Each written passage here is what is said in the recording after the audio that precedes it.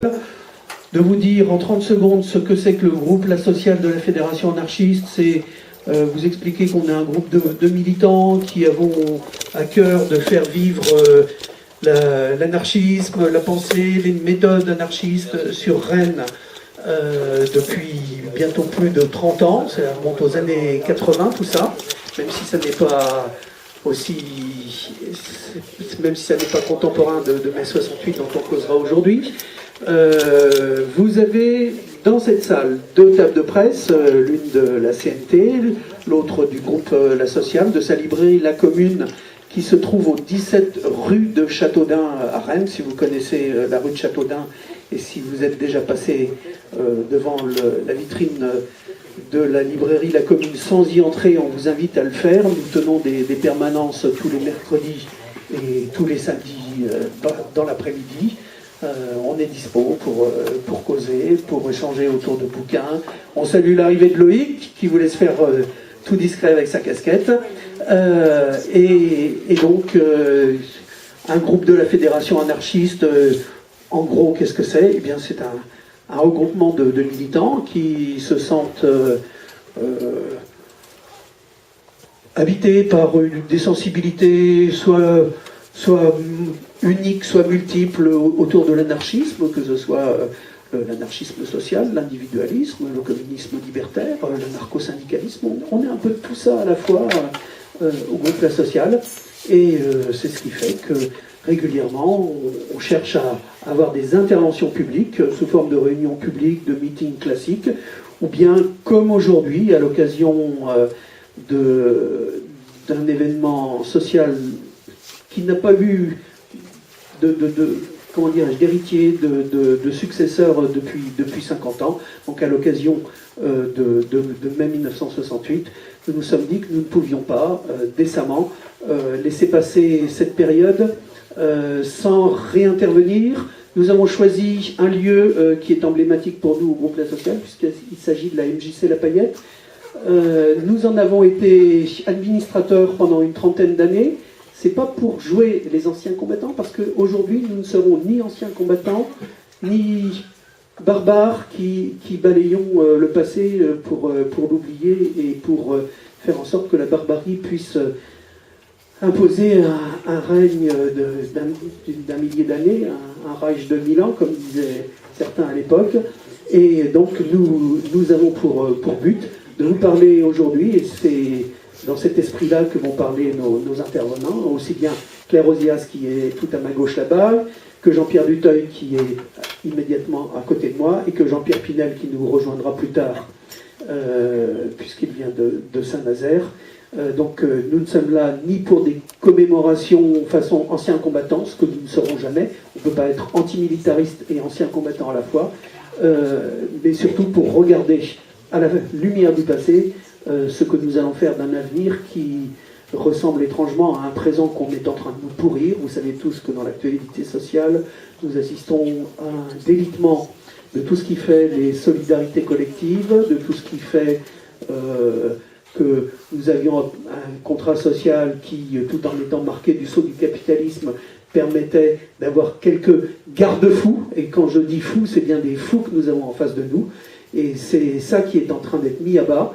Et aujourd'hui, nous allons entendre des camarades causer, nous allons échanger avec eux, c'est-à-dire que le format qu'on vient de redéfinir, ce serait qu'ils interviendront chacun sans se brimer et sans être à la seconde près un quart d'heure, de manière à ce que des questions puissent être, qu'il y ait des échanges, des questions puissent être posées, que ce soit des éclairages, que ce soit des échanges d'opinions, et ça me paraît très important. Voilà. Donc je vais laisser dans un premier temps la parole à Claire. Jean-Pierre Pinel, en fonction de son arrivée, est censé être le deuxième. Et après, ce sera le tour de Jean-Pierre Duteuil. Merci.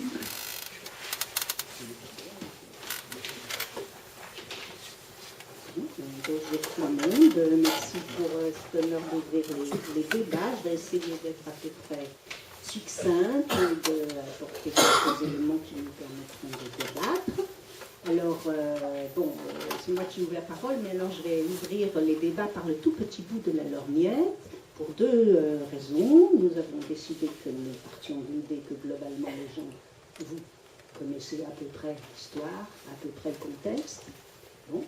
Et donc, le petit bout de la lorgnette, c'est que premièrement, j'étais lycéenne, ça c'est premièrement. Deuxièmement, non pas à Paris, mais à Lyon, d'ailleurs même pas à Lyon, mais à Villeurbanne en réalité.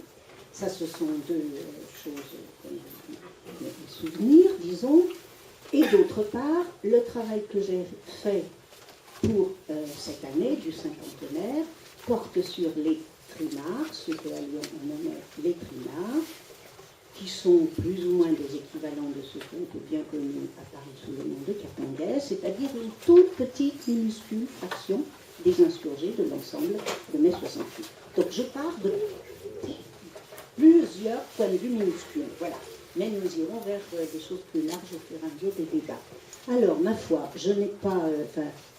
lycéen, bon, c'était très facile pour moi parce que dans mon lycée de Villeurbanne était la ville, entre guillemets, rouge de Lyon, si vous voulez, c'est une ville autonome, hein, rouge, en fait, était SFIO. Bon, et il y avait un lycée mixte, c'est pourquoi j'étais dans ce lycée, et j'ai eu la chance de rien me faire, en réalité, parce que dans mon lycée, il y avait un groupe de lycéens anarchistes, du groupe Bakounine de Villeurbanne, et donc je n'ai rien eu à faire, sauf à écouter les copains. Je n'ai pas eu besoin d'aller chercher dans les textes, de me faire une formation compliquée, tout m'a été servi sur un plateau d'argent. Ça, c'est une première chose. C'était des gens très actifs. D'autre part, à Villeurbanne, il y avait le seul campus de l'agglomération lyonnaise, c'est-à-dire l'INSA. INSA, d'où est parti le feu dans la plaine d'Andron, et où il y avait des militants de tout ordre, et notamment anarchistes, et en particulier des copains qui étaient enfants d'anarchistes espagnols. Donc tout ça faisait beaucoup de formation politique, qui était en ébullition. Et dans cet ensemble de groupes, il y avait un copain qui est aujourd'hui décédé, et qui, il me semble, enfin c'est tout au moins ce que l'on se racontait, connaissait Jean-Pierre, et qui s'appelait Michel Marcellat, qui était un anarchiste de ce groupe de Villeurbanne, et qui était lui-même fils d'un anarchiste, pour une fois, pas espagnol, mais français. Italien de naissance, mais enfin quand même élevé en agglomération. Bon, alors voilà, donc tout ça pour vous dire qu'il y a derrière moi, derrière cette formation entre guillemets spontanée que j'ai reçue pendant les journées de mai, il y a tous ces gens qui eux-mêmes avaient une culture très importante et qui nous l'ont léguée au jour le jour. La question des lycées, de l'agglomération de Lyon.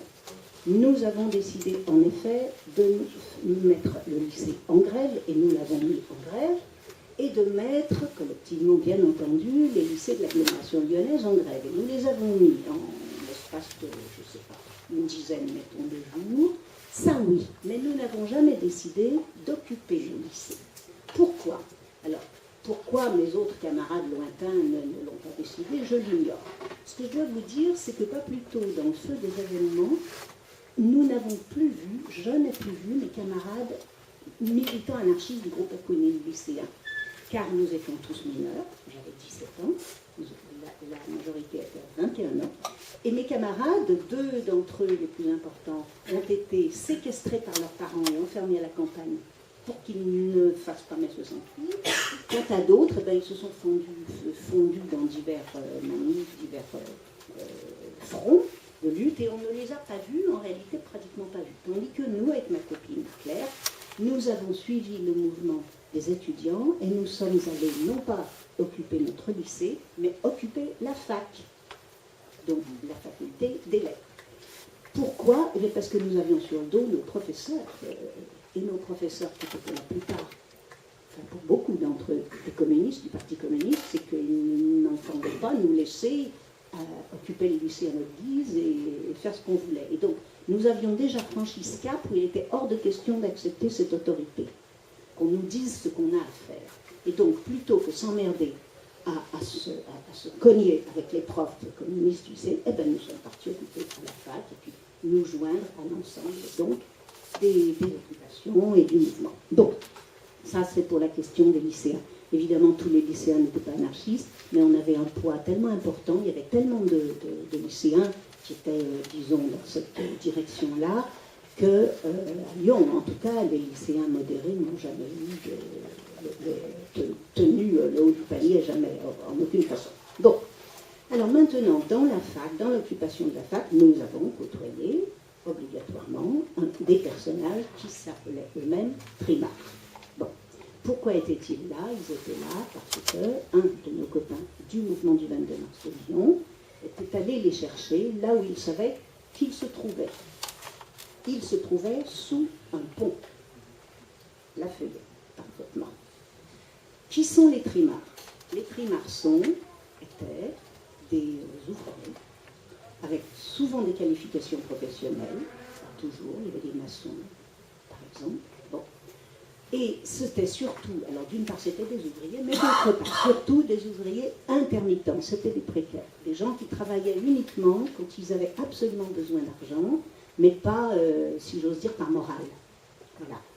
Et ils étaient jeunes, maximum 25 ans, entre 18 et 25 ans, grand maximum. Ils n'avaient pas de famille à charge, donc ils habitaient plutôt chez leurs parents, qui n'étaient pas des sans domicile fixe, mais quand ils voulaient mener la vie, faire leur vie entre eux, ils se retrouvaient sous les ponts, parce que d'abord le bistrot c'était cher, ensuite tu sais, la vie en question c'était quand même beaucoup de bruit, et donc les bistrots ne les auraient peut-être pas gardés, et donc ils se retrouvaient sous les ponts. Ce qui les caractérisait, c'est qu'ils s'appelaient non seulement trimards, mais également beatniks. Ce qui les caractérisait, c'était le goût de vivre une vie où ils buvaient comme des trous, beaucoup, plusieurs litres. Ils se défonçaient, beaucoup, et je rappelle encore une fois que ce n'est pas parce que les trimards se défonçaient qu'ils étaient les seuls à se défoncer à cette époque-là, il ne faut pas en faire un privilège. On dit toujours que Simone de Beauvoir et Jean-Paul Sartre, quand ils écrivaient un livre, ils se gavaient d'amphétamine, donc pas un privilège des trimards, mais en tout cas à la fac, ils se défonçaient beaucoup, et en particulier à l'éther, les amphétamines, ce qui faisait une vie collective particulièrement turbulente, très violente. Ils avaient d'autre part un culte de la violence. Mais de la violence, je ne sais pas comment on peut dire ça. Car pour un oui, pour un non, ils s'ouvraient les veines, ils se battaient entre eux, c'était un homme bien battre. C'était bon. Tout ça pour vous dire que si j'ai mis l'accent sur le primaire, c'est pas pour en faire une figure messianique. C'est pas pour faire que nous nous imaginions que ces gens-là étaient des anges. C'est simplement parce qu'ils ont été généralement mis sous le tapis dans les portraits de famille et que je trouve ça inconvenant. Parce qu'ils sont venus se battre avec nous. Ils ont manifesté. Ils avaient un drapeau noir avec une tête de mort blanche dessus. Sylvain, un de nos camarades du groupe Patrimoine, a dit que c'était le drapeau de Macknaud. Mais pour les trimards, c'était surtout probablement le drapeau des pirates. Mais ils avaient quand même leur drapeau. Ils participaient aux assemblées générales, ils parlaient, ils demandaient la parole. Et même si ce sont des gens qui ont été absolument marginalisés, c'est ceux que nationalement on a appelé la pègre. Enfin, nous étions tous la pègre, mais ceux-là plus que nous encore. Ils ont certes été marginalisés, et d'autre part, ils ont formé parmi nos premiers, au sens national du terme, prisonniers politiques.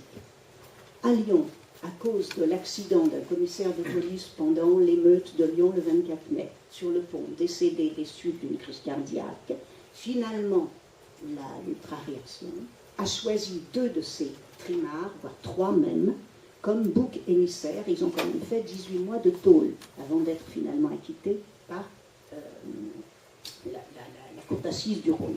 Donc c'est vous dire que je considère que ces gens font partie des émeutes. Je suis absolument certaine qu'il y avait des personnages de cette nature dans les émeutes du XIXe siècle.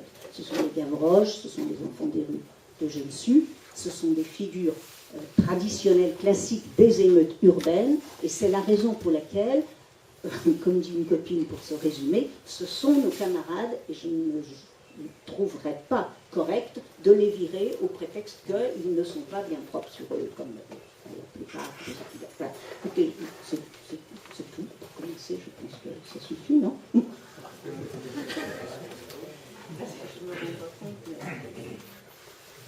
Peut-être, voilà, c'est pour cadrer, si vous voulez, des éléments.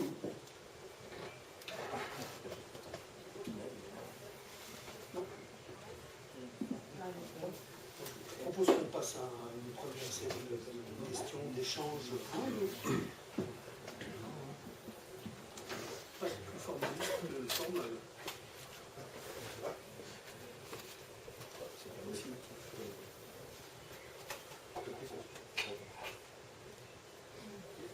On va dire le travail en commun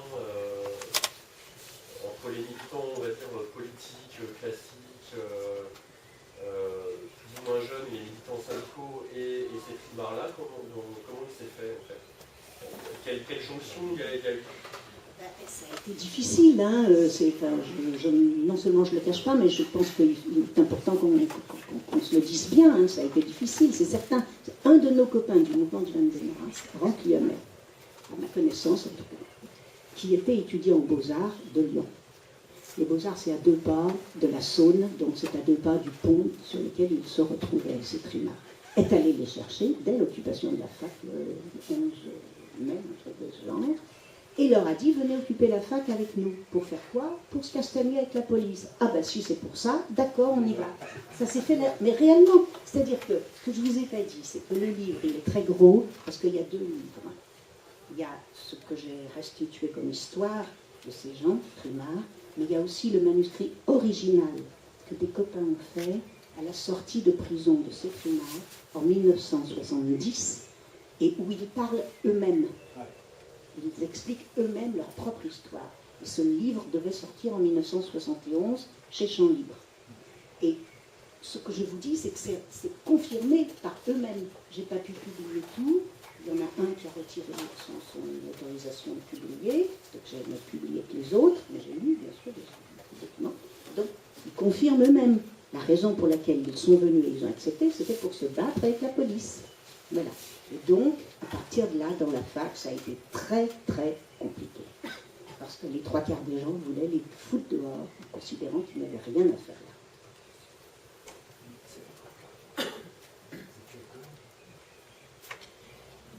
C'est pas important. Je dis que c'est encore le cas aujourd'hui dans les universités. Ça, c'est pas le dire.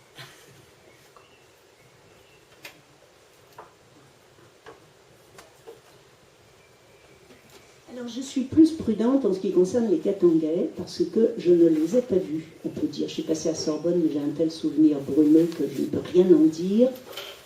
On m'a dit qu'ils avaient un style, une organisation entre eux très militaire. Je ne sais pas si c'est vrai. Est-ce que tu peux peut-être...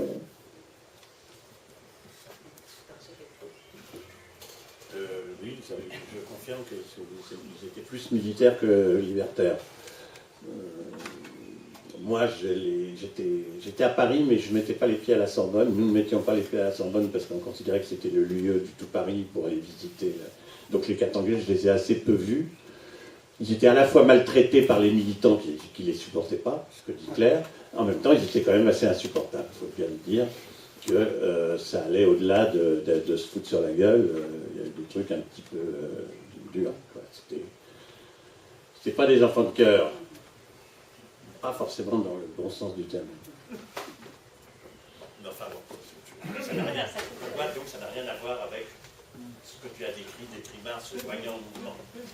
Parce que les gauchistes se servaient des Katangais pour faire le service d'ordre. Et à un moment donné, ils n'en ont plus eu besoin. Ils les ont virés de manière ignoble.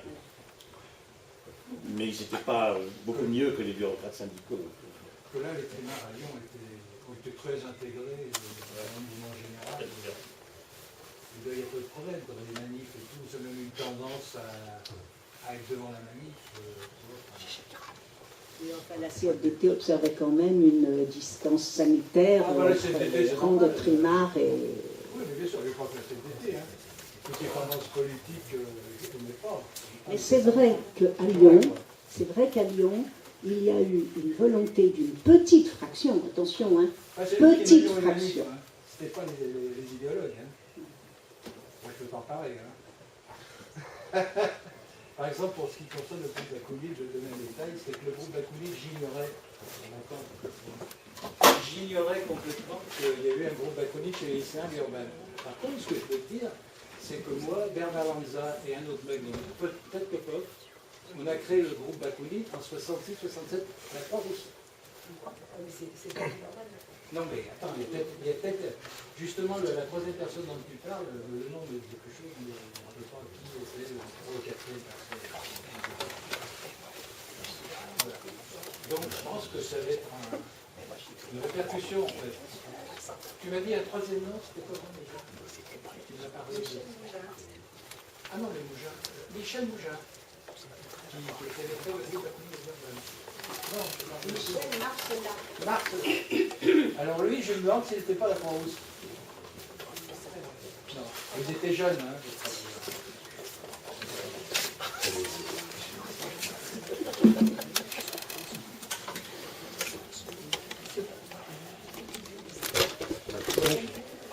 Je pense que c'est vrai qu'on m'entend, je pense que la salle n'est pas très grande. Moi, je me pose un peu toujours la question de. C'est bien comment ça peut s'engager un peu cette arrivée des primaires à la fac, toutes les embrouilles qu'il peut y avoir autour de ça. Parce que même si aujourd'hui il y a quand même, je pense, un rapport à la police, y compris dans les organisations institutionnelles qui est assez différent aujourd'hui. Il peut y avoir toujours les mêmes embrouilles quoi, sur comment ça se passe dans les occupations. Mais plutôt ce qui m'intéresse, c'est de savoir un peu qu'est-ce qui s'est passé après, quand ces occupations ont été virées, quand le mouvement un peu... c'est un peu assez... Je pose cette question parce que j'ai vu un film sur les révoltes de prisonniers qui parle un peu de l'influence du mouvement sur les jeunes prisonniers qui sont retrouvés dans le tôle, notamment dans l'est de la France en 70, 70, 71. J'imagine qu'en fait, il y a quand même quelque chose qui a continué un peu à irriguer dans les rapports entre les gens. Il y a des choses qui peuvent être politiques, mais ça va être aussi de l'ordre de la confiance que les gens ont les uns avec les autres. Je ne sais pas, est-ce que... comment ces rapports-là, ils ont évolué par la suite? Est-ce que dans le mouvement de lutte qui ont suivi, et j'imagine qu'il faut aussi y avoir des sortes de primaires, des sortes de... C'est les Katangais, ça m'a l'air d'être quand même quelque chose de super différent des gens qui étaient plutôt dans la rue. Comment ça continue à exister? Comment d'autres périodes politiques où les gens se sont retrouvés, les gens ont perduré d'une manière ou d'une autre? C'est un peu ça que je me posais comme question. Bon, je vais répondre encore une fois sur le petit espace de Lyon. Hein, voilà. Alors, les Trimards, un petit groupe, on va dire, des restes du 22 mars, est resté lié avec certains d'entre eux. Certains d'entre eux, pas tous. Ils sont restés liés avec nous, ils sont habités chez nous, je ne peux pas rester ici, rester un mois, 2 mois, etc. C'était très, très difficile. Très, très, très difficile. Mais ça a duré quelques années. Mais en 72, 70 même, 71, ça s'est terminé. Et d'ailleurs, symboliquement, l'un d'entre eux, qui était assez proche de nous, qui était Jackie Orsel, s'est immolé par le feu sur la place publique, la place centrale la plus importante de Lyon, vers 1973 à peu près. On pourrait dire que cette mort-là signe la fin complète de nos acquaintances avec ce milieu-là. Après, ils se font chacun dans leur vie. Il n'y en a qu'un seul qui reste lié avec nous au sens large, on va dire. C'est Marcel Munch, à qui j'ai dédié le livre, qui est resté, disons, militant, anarcho-syndicaliste, après sa sortie de prison. Et qu'on a vu, que j'ai vu jusqu'à la fin des années 70, et après, je ne sais pas ce qu'il est devenu, et je suppose qu'il est décédé, parce qu'il n'est pas facile. Là, tu supposes, tu n'es pas sûr. Non, je ne suis pas sûre, mais on peut imaginer. Ça, c'est pour Lyon. Alors maintenant, il y a une partie de ta question à laquelle je ne réponds pas, peut-être d'autres pourraient répondre. C'est-à-dire comment les choses ont-elles évolué pour le reste dans les années 70. Pour moi, c'est très compliqué à répondre à cette question. Et en ce qui concerne Jackie Orsel, elle dit qu'il s'est fait humilier par le plus. Tu sais pourquoi? Absurde, sur son téléphone. Son mouvement anti-psychiatrique. Moi, j'ai bien connu Jackie Orsel, parce que les parents de la copine qui était à l'époque, ils s'en occupaient.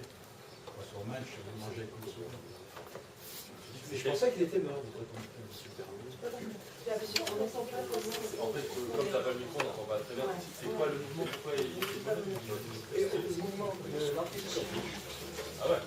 Alors c'est complètement absurde, parce que je ne voyais pas le rapport qu'il pouvait avoir avec ça, quoi. Mais il s'est trouvé emballé, il s'est trouvé dans une histoire, il était de toute façon limite. C'est un mec très intelligent mais qui n'en pouvait plus, parce qu'il était tellement en dehors de tout, tu vois, qu'il y a un moment, je pense que c'était un prétexte, tu vois, mais ça faisait des sens, et si tu le fais, faut le faire, pas l'autre.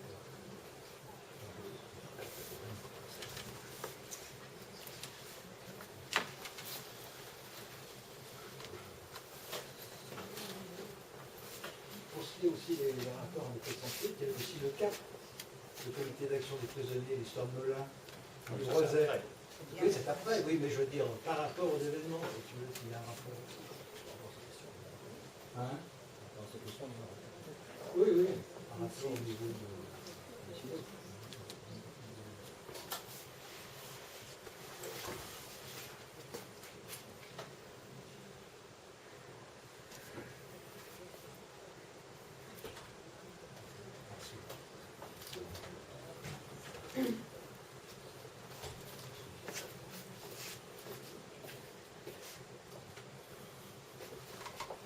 On va faire maintenant.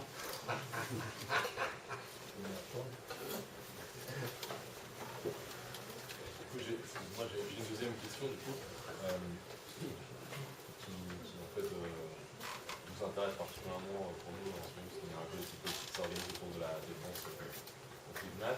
À l'époque où les gens, où ceux-là sont partis en prison, comment vous avez un peu constitué le soutien? Je ne sais pas si vous avez mis en place des systèmes de caisse anti-cantine ou qu'il y a un peu juste autour des frais de justice.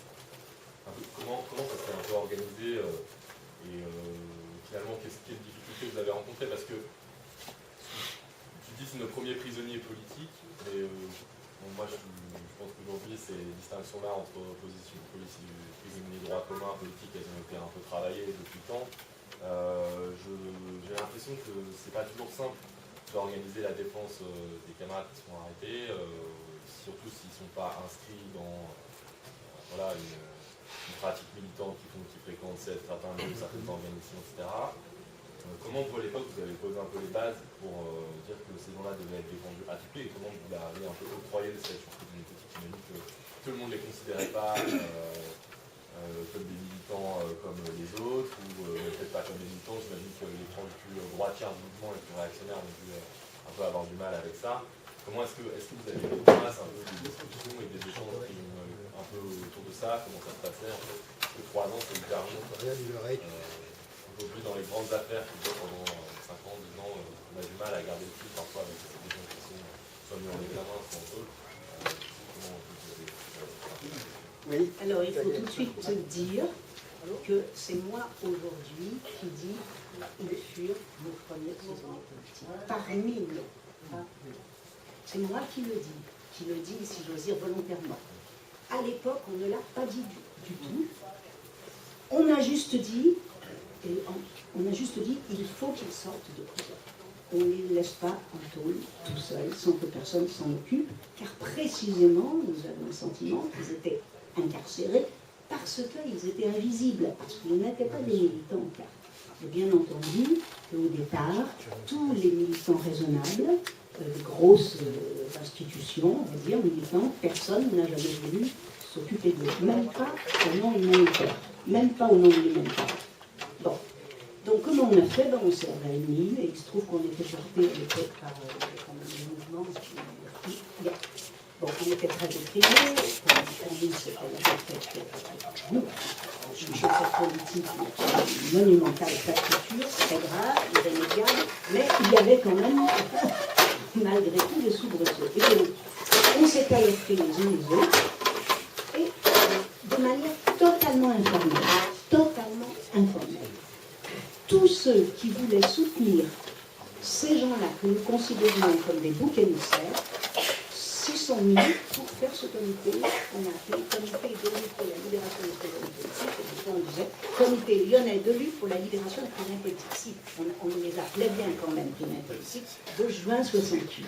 Mais je t'ajoute que 2 ans plus tard, l'AGP, gauche prétarienne, a décidé, juste au moment où ils étaient acquittés, par la cour d'assises, a décidé qu'ils se mettaient en grève pour demander le statut de prisonnier politique.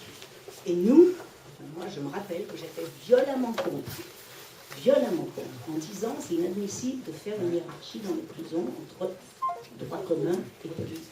Donc tout ça est compliqué, il y a des gens, ça s'argumente, ça nécessite un vrai débat, mais en tout cas nous avions dit qu'ils étaient politiques précisément parce que c'était leur statut de trimard, enfin comment on dit, de personnes vulnérables, inorganisées, populaires, sous-populaires, qui permettait à la police et à la justice de les incarcérer et de les garder en peu et d'en faire des boucs émissaires.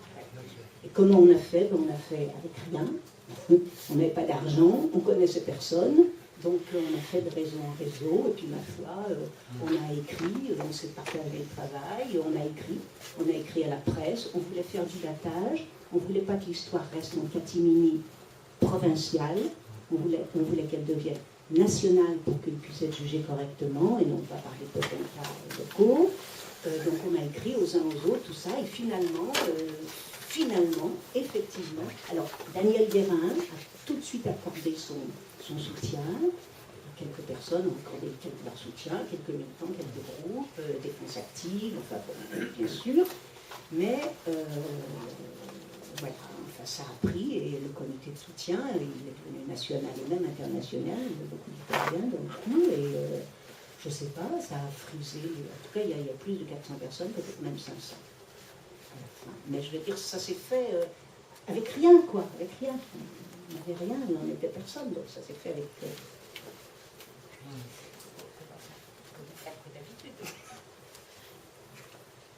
Oui, ben, quant à moi, il y a deux moments dans la répression, parce que là tu parles de tout de suite après mai. Il y a eu la répression pendant les 2 mois vis-à-vis des manifestants, qui ressemblait un petit peu à ce qui se passe en ce moment, c'est-à-dire des gens qui se font piquer, puis des campagnes immédiates, des jugements et des trucs comme ça. La différence, c'est que là, on arrive encore à suivre des cas particuliers par ville, alors qu'à ce moment-là, pendant les 2 mois à Paris, pendant les premières manifestations, c'était 300, 400, 500 arrestations d'un seul coup, et que bien évidemment, il était hors de question de s'occuper de chaque cas individuel. Chaque individuel, c'était ses copains ou sa famille, tout ça. Mais le véritable soutien, c'était ce qui se passait dans la rue, qui était de plus en plus fort. C'est-à-dire, finalement, les gens, ils prenaient pas mal, mais ils étaient libérés. C'était la force du mouvement qui était le mouvement de solidarité. C'est seulement après juin que s'est posé le problème d'une solidarité pratique par rapport aux gens, dont, effectivement, ça retombait principalement plus sur les, entre guillemets, marginaux, les gens plus vulnérables, que sur les leaders syndicaux, bien évidemment. Bon. Moi, je faisais partie d'un groupe qui refusait la différence entre politique et droit commun. On a créé un truc dès le mois de septembre qui s'appelait Défense Active, dans lequel il y avait quelques intellos comme Guattari, enfin des gens qui se sont mouillés là-dedans. Ça a été des mouvances dont on ne peut pas rentrer dans les détails. Une partie était proche du journal qui s'appelait Tout, qui était ce qu'on appelait les Maos Context. Une partie est allée à la gauche prolétarienne. Peu d'anards classiques là-dedans. Après, il y a eu les groupes marges. Enfin bon, tout ça, c'était des mouvances extrêmement floues, poreuses, etc. Et dans lequel il y a eu des cas qui ont été défendus, mais c'était assez difficile et ça n'a pas donné des résultats très très forts sur des cas concrets de répression, de gens qui ont été... Mais donc il y a 2 moments quand même.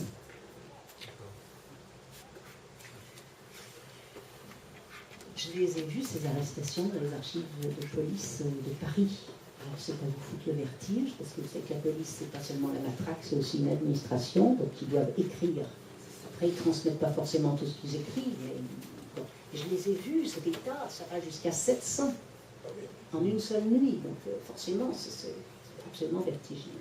Et alors, je voudrais vous donner un exemple, c'est celui de Bordeaux, par exemple, qui est le même, enfin, un exemple tout à fait semblable à l'histoire de Lyon. À Bordeaux, il y a dans la fac, occupé, un groupe exactement semblable au primaire de Lyon, qui sont des ouvriers qualifiés, il y en a des charcutiers, etc. Ils s'appellent entre eux le mouvement révolutionnaire Octobre. L'objectif, dès que juin commence à battre de l'aile, c'est de reprendre le mouvement en octobre. Donc, Le mot d'ordre qu'il leur a donné, c'est préparez-vous pour la reprise en octobre. Tout leur nom, mouvement révolutionnaire d'octobre. Or, eux, au bout d'un moment, ils en ont marre d'attendre octobre, et dans la nuit du 13 au 14 juillet 1968, ils passent à l'attaque. Ils balancent des cocktails Molotov dans 3 commissariats du centre-ville de Bordeaux et un siège du comité de défense de la République, CDR. Ils laissent un petit papier manuscrit par terre en souvenir des victimes de la répression. Et ils sont arrêtés 5 heures plus tard.